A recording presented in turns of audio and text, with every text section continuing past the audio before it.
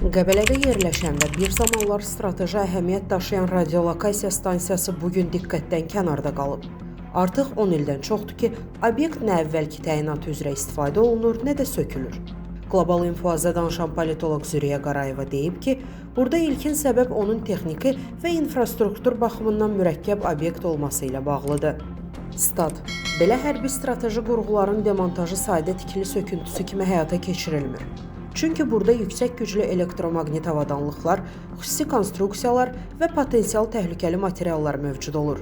Bu tip obyektlərin sökülməsi həm maliyyə baxımından baha başa gəlir, həm də ekoloji və texniki risklər yarada bilər.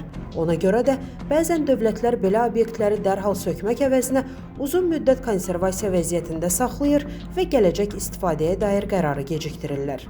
Qəbələ RLS kimi obyektlər regionda vaxtilə böyük geosiyasi əhəmiyyət daşıyıb və belə infrastrukturlar bəzən ehtiyat aktiv kimi saxlanılır. Yəni bu cür obyektlər ya gələcəkdə alternativ hərbi, yaxud mülki məqsədlərlə istifadə perspektivi üçün qorunur, ya da müəyyən siyasi balans və danışıqlarda dolayı alət rolunu oynayır. Statın sonu. Yazını tam halda şərhdəki linkdən oxuya bilərsiniz. Əziz izləyicilər, xəbərlərdən məlumat əldə etmək üçün kanalımıza abunə ola bilərsiniz.